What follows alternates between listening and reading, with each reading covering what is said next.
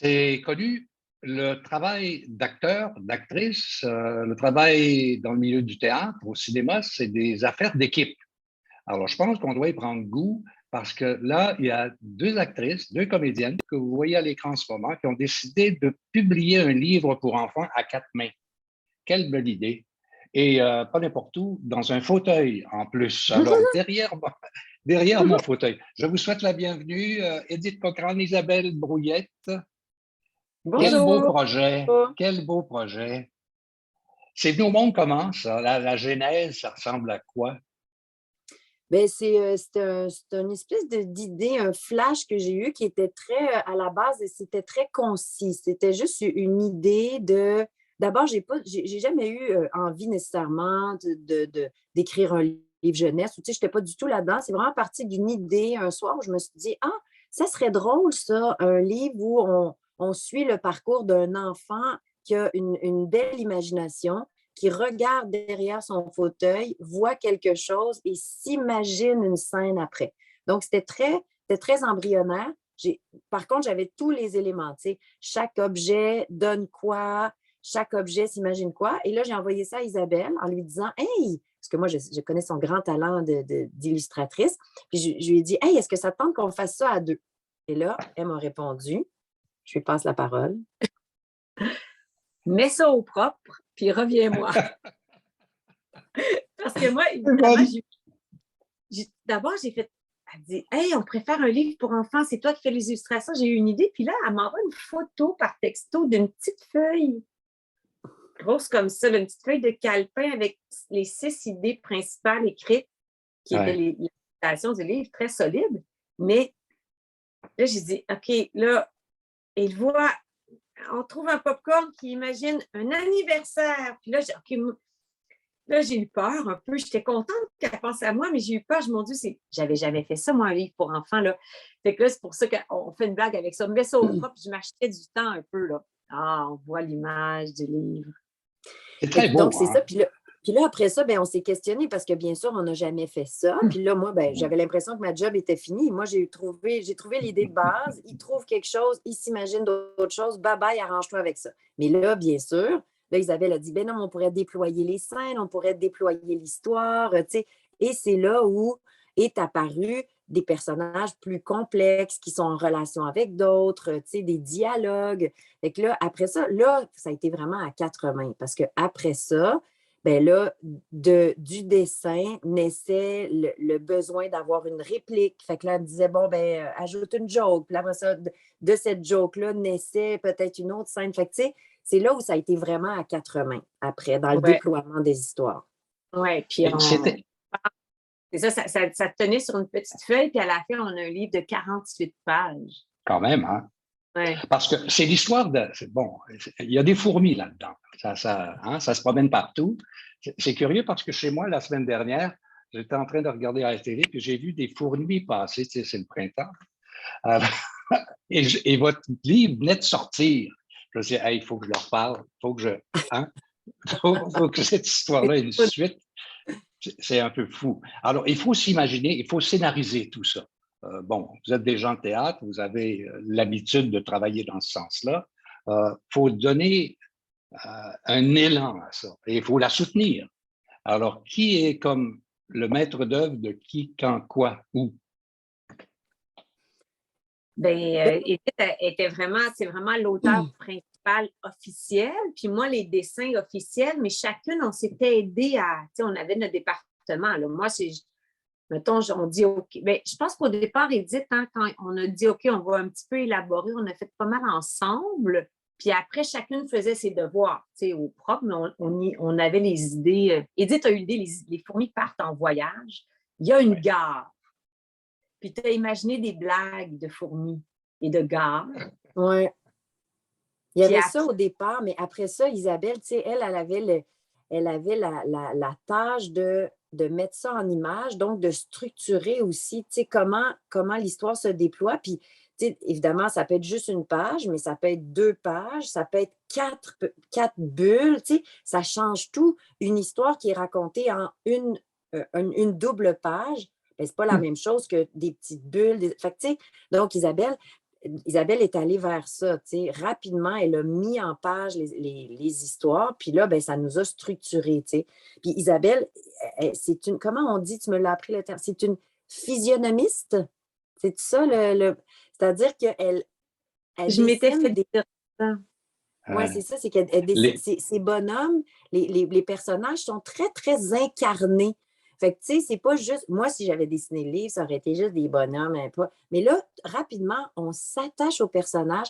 On a l'impression qu'ils vivent des émotions. Donc, après ça, c'était plus facile de faire se déployer l'histoire, puis là, se dire, ah, ben, la souris, ah, elle est fatiguée. Puis là, et on voit la souris fatiguée, on voit l'autre petite souris pleine d'empathie, on voit.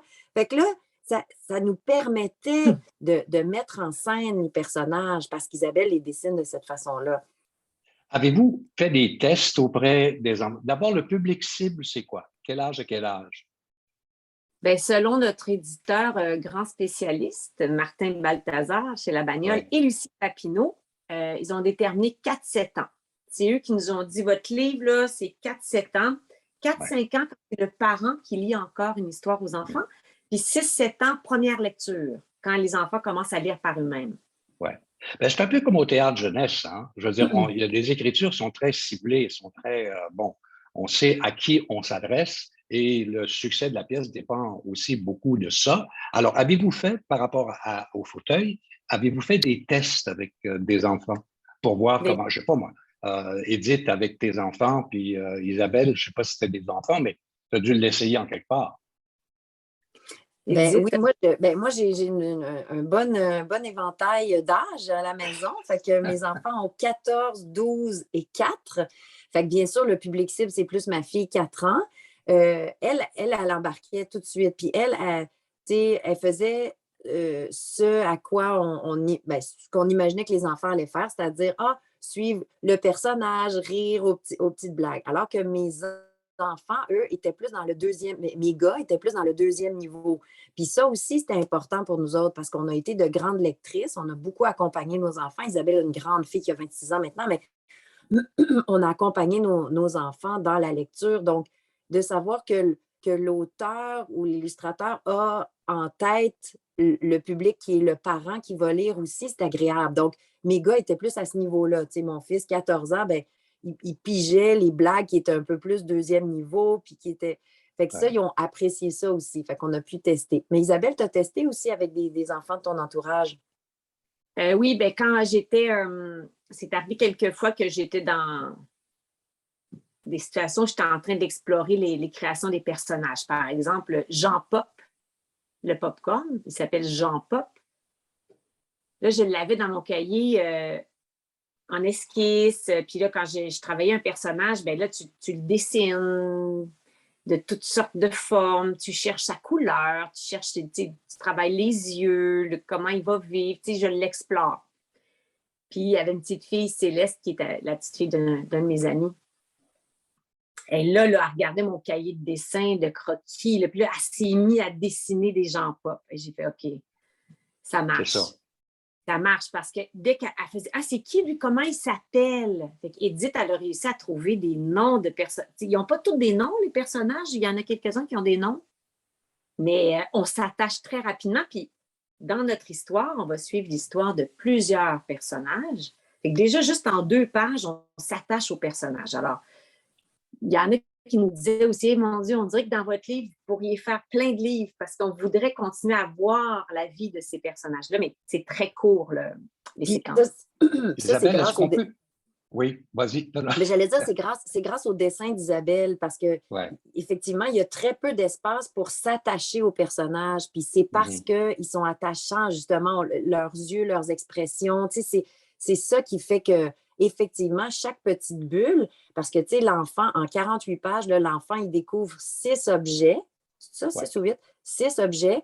Puis, donc, il y a 6 histoires, mais c'est à quelque part, ça peut être des amorces d'histoire. Tu sais, ça peut être juste un début d'histoire. On aurait pu faire effectivement des livres à chaque fois grâce aux illustrations. Parce que si les dessins ne sont pas beaux, là, tu ne t'attaches pas, tu sais.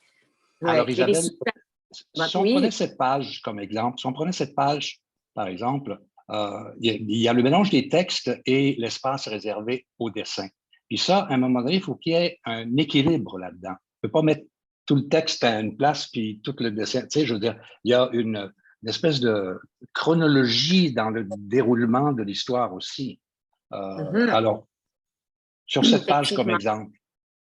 Mais ça, c'est l'endos du livre, en fait. As-tu une autre page? Non, je n'ai pas l'autre page. Non. Mais ça, c'est l'endos. Oui. Là. Peux-tu vous montrer une page? Ah ouais, donc. Mettons que je montre au hasard. Bien, pas tout à fait au hasard. Là, parce... mettons ça. Là. Oui, c'est beau. Est-ce qu'on voit bien ça? Oui, très bien.